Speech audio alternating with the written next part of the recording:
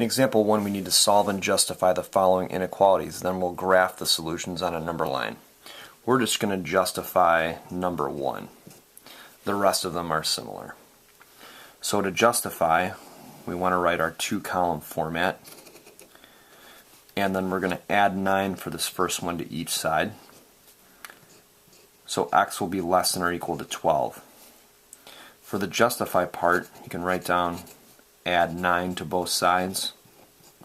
And this is also the addition property of equality. So add 9 to both sides.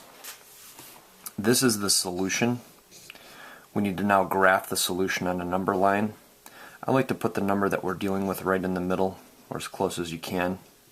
And then we could just go up by 1s and down by 1 here as well. X is less than or equal to 12. It's going to be a circle at 12. We need to fill it in, indicating that 12 is a possible solution to this. We want all the values for x that are less than or equal to 12. So all those values are here on the left-hand side. If we look at number 2, it's very similar. We just need to add 7 to each side. We'll have y is greater than 4. This is the solution. There's lots of numbers that work for this original inequality, as long as they're bigger than 4. So we can write 4 down here, 5, 6, 7, 3, 2, 1. This time we want to leave this as an open circle because 4 actually doesn't make this inequality true. 4 is not greater than 4. We want all the y values that are bigger than 4 though, so those are going to be over here on the right hand side.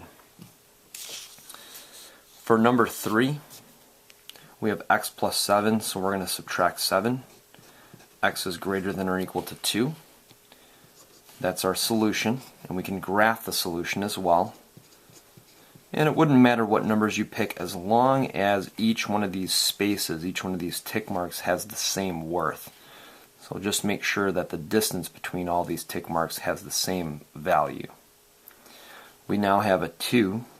It's greater than or equal to 2, so 2 would work. And we want all the values that are bigger or greater than 2. And those are over here on the right hand side. If you want to check your work, you could just take one of these values, plug it into either this answer to see if you graphed your solution correctly, or what's even nicer is if you can take this 4 here and plug it into the original equation. So if you do want to check these, you can just take 4 or any number that's shaded and see if it works or it makes the inequality true. So 4 plus 7 is 11, greater than or equal to 9. We'll subtract 2 here, so r is less than negative 4.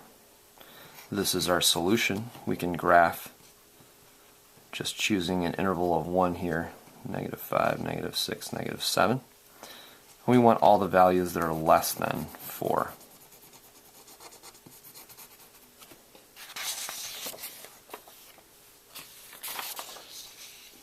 In number 5, we need to add 1/2 to each side first.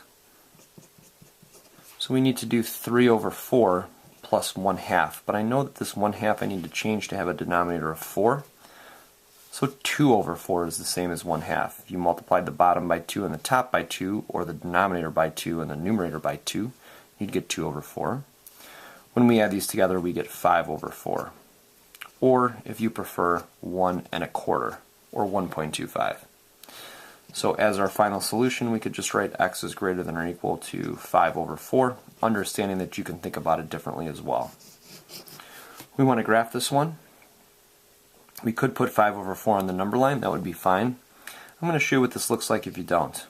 I'm going to show you what this looks like if you just did 0, 1, 2, 3, 4, and negative 1, negative 2. 5 over 4 is 1 1/4, so it's right about here. And we want all the values that are greater than or equal to that value. In the next example, we need to subtract 1/3 from each side. This time we have a common denominator. So 4/3 minus 1/3 is 3/3, which is also just 1. If we write down our number line, we've got t being less than 1. We don't want to fill in the circle because 1 is not less than 1, so it's actually not a solution. but any number up to but not including 1 will work.